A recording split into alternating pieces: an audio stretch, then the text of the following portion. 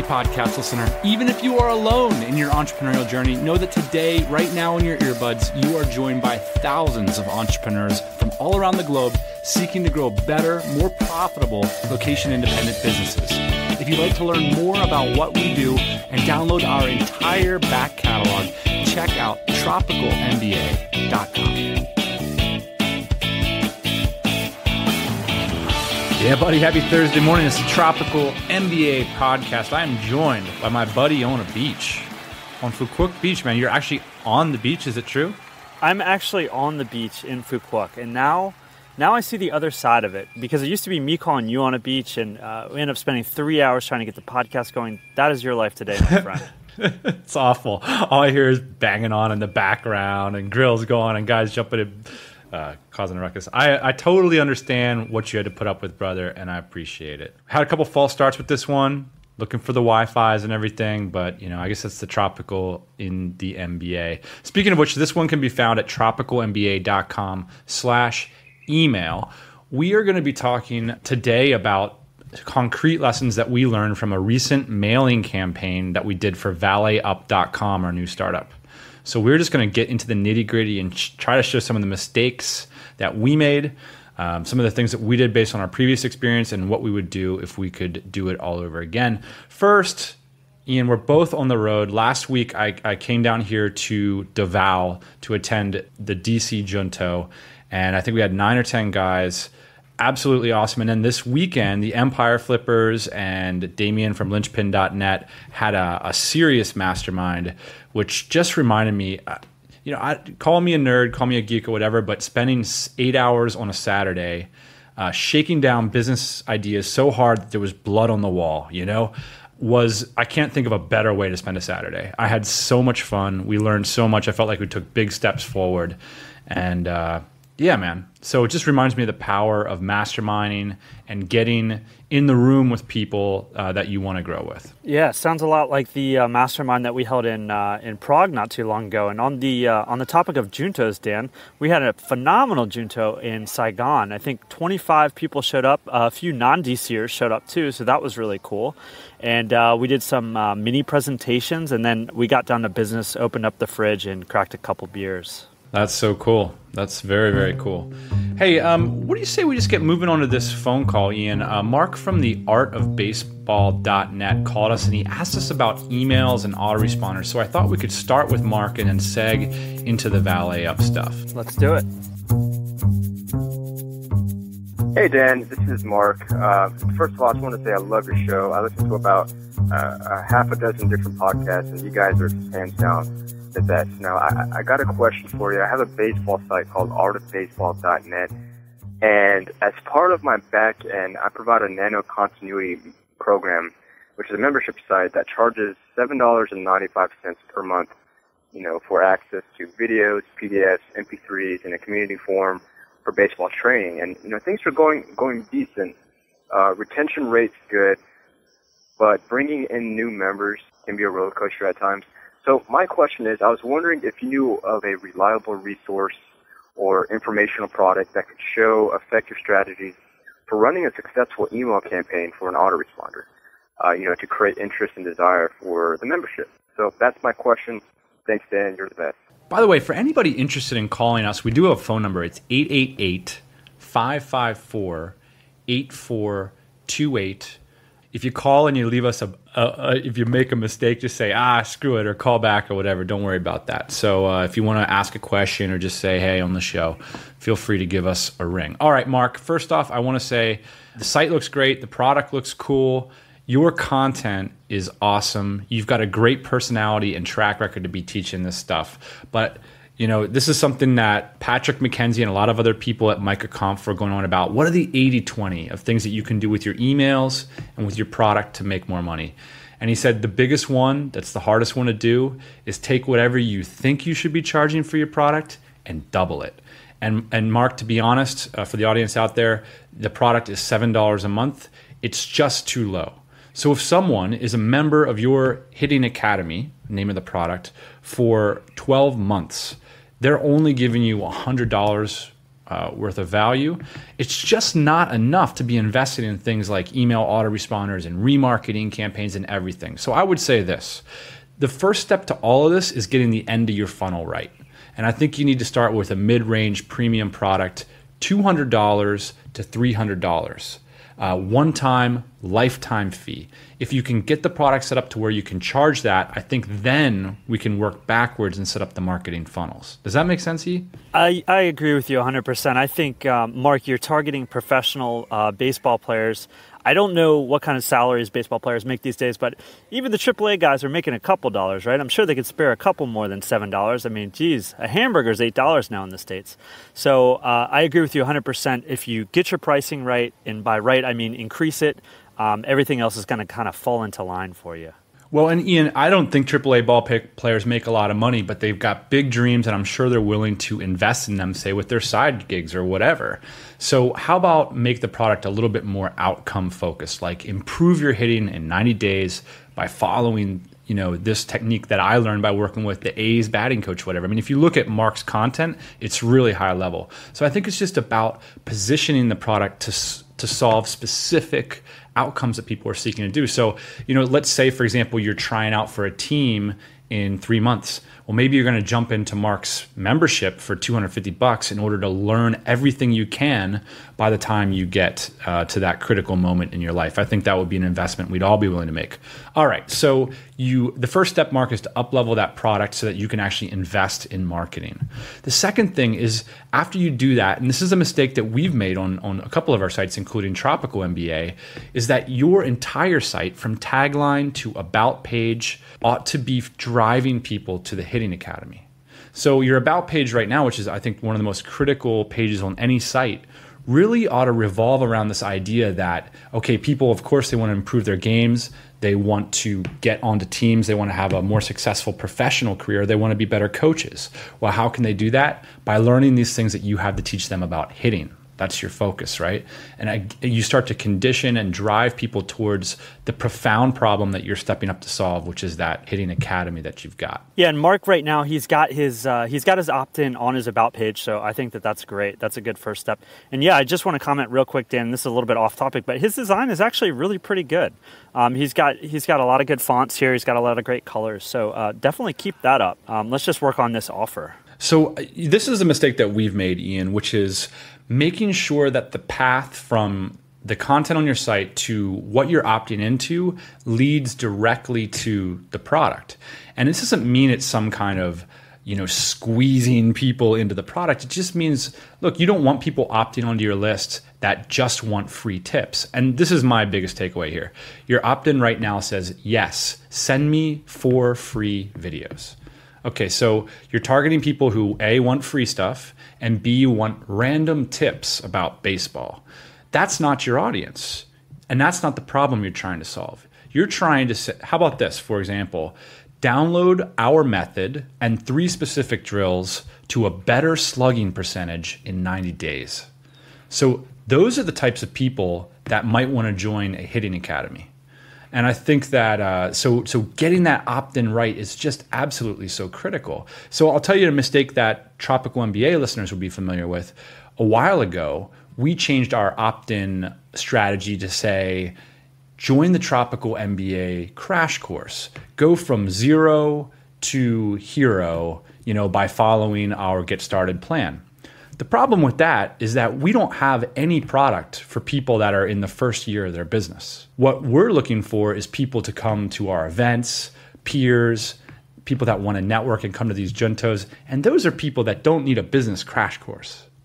And it's a simple thing. I mean, I guess like one strategy is like, well, you think, you cultivate people, over the course of months or whatever. But come on, be realistic. Are you going to go from a guy who is kind of interested in baseball to a guy who joins a $250 academy because he's investing in his professional career? That happens over the course of years. The first words that come out of your mouth, they have to do with what you're going to sell them eventually, right? So it's like you want to start talking from the very beginning, when you first open your mouth, when you first write them an email, everything is leading towards this point of getting them on your membership site. And if you're talking about cars and you're trying to sell them boats, that's just not going to work. Yeah, you don't want to be bringing people through the whole life cycle. You want to be like, if Tropical MBA were to launch a new opt-in thing, it should be about Mastermind. It should be about the power of conferences. It should, you know what I mean? We should be on topic early and often. Finally, Mark, if you implement the first three things, the autoresponder kind of writes itself, doesn't it? Because all of a sudden you don't need to get some fancy email marketer guy in to increase your conversions. You just need to ask yourself, what are the three specific drills that are going to lead to a better slugging percentage? Those are the types of results that I'm going to be working on inside the Hitting Academy. And so if I'm hot about that, maybe send me 3 emails in the first 3 days, each of which tells me about the Academy. And on the 4th day, you just reach out and say, hey, what do you think? Do you think this is going to work out for you? I'll get in contact with me, because you can do that kind of stuff when you have a $250 product. You can respond to an email. And I don't think you necessarily have to wait until the 3rd or 4th email. I think that you could try and start to sell them on the first email, right? So maybe just have a little button at the bottom of the email that says, hey, if you'd like to join now, if you've had enough, if this first email gave you enough information to let you know about what's on the other side of the paywall, go ahead and sign now. Yeah, I probably would take the approach where you want to actually deliver value first, right? So I like the idea of saying, look, I told you I was going to give you a 3-thing boot camp. Try to push them through that. That's a challenge as a marketer you got to hold yourself to. If the first 3 emails aren't going to actually legitimately help them, then how can they expect that the product is going to be able to help them? Right. I agree with that. Yeah, I think, ultimately, like, you're showing a little bit, you're showing a piece of your product in these emails, right? And so this is the taste that you're going to get once you get inside. Absolutely. If they love that, then they're going to love your product. And if they don't love it, then that's a great lesson. Then just you have to change it. At the end of the day, it's got to be a good product. No email autoresponder is going to save you from that challenge. To solve a profound problem, to put a real price point on it, and to follow through and to make sure that it works for people. And definitely watching Mark's stuff, I think that he can do all of these things and provide this kind of value. So anyway, Mark, thanks for giving us a ring. Again, that phone number is 888. I feel like this is like it's kind of 888-554 8428. You too can call and hear amateur advice from the guys, Dan and Ian. I appreciate you putting up with us, Mark. Hey, Ian, you wrote a note here saying 5 lessons learned from a software launch email campaign. Tell us the story of Valet Up. What's going on over there? Okay, so as we've talked about a little bit before, Dan, we are launching our new startup, Valet Up. It is a piece of software for valet parking providers, for them to help them run their business and to take credit card payments and to just generally smooth over the process that they have with their customers within their operations. That was a pretty bad pitch, but that's the idea. We're working on it. Yeah, we're working on it. Yeah, it takes time. So here's where we're at in the process now, basically, is we have been talking to our existing customers, letting them know that we have this software, that we're developing this software, and getting their feedback on it. And now has come the time for us to email part of our list and let them know that this software is officially available, and we are going to be taking our first customers on. And so we sent out that email this week. And so the first thing that you should know about that email, Dan, is we took a very, very small sliver of our email list and we emailed them. So we didn't take our whole list. We just took about 10% of our list and we emailed them. And the tool that we used to email them was Campaign Monitor. Now, previously, we had been using, Constant Contact. And Dan, I think you've been in Constant Contact before. It is just a nightmare. It's a nightmare to set up. It's the Outlook of automated email providers. It's awful. And so I actually just started peeking into Campaign Monitor. We've been using it for quite some time now. But it is a beautiful interface. Very easy to use, great analytics. The biggest problem that I had with Constant Contact, or one of the biggest problems, was just setting up the email. Getting the formatting to look right was just absolutely impossible. So in Campaign Monitor, they've fixed a lot of these different problems. All right, so we've got a great analytics package in place now. Let's talk about, we were surprised by some of the things that we learned. That's why we're talking about it. So what do you learn? So the first thing that I want to explain is that when we put out this email, we put out an offer to our existing customers. And I think that that's really important with most email marketing, is to offer them something and to have a time constraint on that as well. So the offer that we sent people was, we are offering free one-on-one training. We're offering concierge onboarding, and this is something that we learned a lot about at MicroConf, which is basically helping your customers to get on your software. A lot of times, especially with a piece of software this complicated, guys are actually having to change the way that their businesses work. And I think anytime you've got that going on, you've got a very hard onboarding process.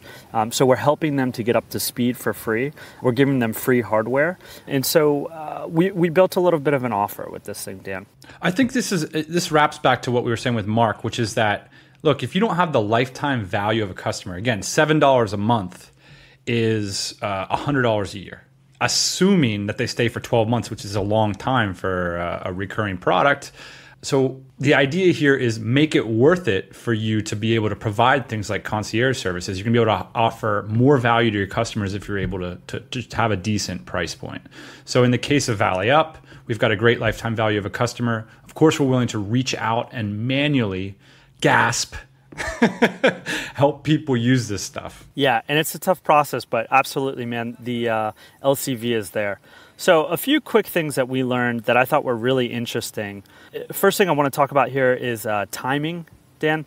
This is a really interesting statistic. I don't know yet if this is unique to us because I'm just starting to dig into Campaign Monitor, but 90% of the people that opened up this email, that happened within 2 hours of sending the email. And I think this is interesting because that to me tells me that timing is much more important than we thought. So we sent this out at 1 p.m. Eastern Standard Time, 10 p.m. Pacific, or 10 a.m. Pacific Standard Time. And I think that's around the time that people are getting back from lunch on the East Coast and people are just getting started on the West Coast. And what was your open rate? The open rate was 51%. Wow. Not bad. Yeah, not bad. This is a very targeted list, though, right, Dan? So these are existing customers of ours over at the Valet spot, and so I'm not surprised. This is something that these guys have been waiting for a while now. Is this new technology software? All right. Second thing I want to point out, Dan, is the platform. This was really interesting to me. 60% of the people that opened the email opened it up on a smartphone. Let me break that down for you. 54% on iOS. 6% on Android, 6% on Gmail, and 14% on Outlook. So pretty interesting, I thought, that so many people were opening up these emails on their phone, and I think that there's some implications to that. I think a few things that we learned is that we need to have buttons in the email. So your anchor text or your hyperlinks, those need to actually be buttons. In our emails previously, they were just blue text. I'm going to make those buttons in the future. You know, one of the things that I initially thought of, Ian, is like, this is a pretty complex product, right? So we were sending them this big, long offer page. And the first thing I saw when you combine that 90% of the people who opened it within 2 hours, and then another, 54%, if you add in the Android, 60% of users are opening these basically on tablets or mini tablets, most of which have calling capabilities. I all of a sudden thought, now maybe we need a different kind of sales process, right? Because you're not going to open this up on your iPhone, read a sales letter, click a buy now button, and then fill out your details to sign up for the app, right? Hey, I think you're exactly right. Yeah. So maybe the idea here is like, I mean, here's these interesting things, blah, blah, blah. I just sent this and I know you opened it within the next couple hours. Just give me a call. I'm hanging out here, like I can tell you about all this kind of things, and then you send them the offer after you talk to them. Yeah, and there's some real creepy things in Campaign Monitor. Like you can see real-time stats, so you could potentially call the guy that just opened the email and say, "Hey, are you sitting there on your phone right now?" But I think that this is a trend, Dan. I think you're right to say in the email there has to be a call button, and that's something that we're seeing with AdWords now too. Is we're buying ads on Google that are essentially click-to-call ads. Yeah, so you just send them an email saying, "I know you're on your phone. Stop ignoring my call." I know you're on your phone, man. Why aren't you picking up? Don't you want to hear about this great offer? This great offer that's going to revolutionize your business? All right. Actually, the joking leads us to our next point, which is, when was the last time you opened an email from Delta? And the idea here is, I think as small business owners, we have to take advantage of this opportunity to be real. And again, back to what Mark's doing, that's the great thing about what Mark's doing. He doesn't have to have this like professional, weird newsletter thing that makes him look like he's a big company or something. He could just be Mark, reaching out and saying, hey man, how'd it go with the hitting? How'd it go at the cages today? And that's kind of a cool subject line, you know? Totally, and that's one of the reasons why we sign all of our emails from an actual person, and that actual person's email address is at the bottom of that page too, because generally there's one thing that ultimately ends up happening with your email list. There's a couple of ways that it can go, but generally people just eventually opt out, right? Dan, are there very many email lists that you're still a part of that you joined a year ago? I think, well, the idea is like you can either opt out officially or mentally, and that's going to be shown in your open rate. So I think the idea is that you have to switch it up. You can't just be the next offer-rich newsletter every week. There's countless times that we've seen it on the web. I think it's the personal touch that are going to bring people around. I think that that's the way to go with your subject lines, with your content, and that's what's been working for us. So getting on the subject lines, Dan, I'll just share what our subject line was and then what our sub-headline was. And like I said, this is a very conditioned list. It said new app for valet parking operators, exclusive operators. 51% open rate on there. Stop lost revenue, track results, and differentiate your business. That was the subheader. I wouldn't have chose it, but it seems to have worked quite well. I mean, what's the traditional open rate on this list? Traditionally about 25%. Interesting. I mean, app is a word that I'm not sure how many people know about app and whether that is interesting for business people. But yeah, I mean, hey, can't argue with the results, buddy. Hey, so the good news is, like I said, we only emailed about 10% of our list.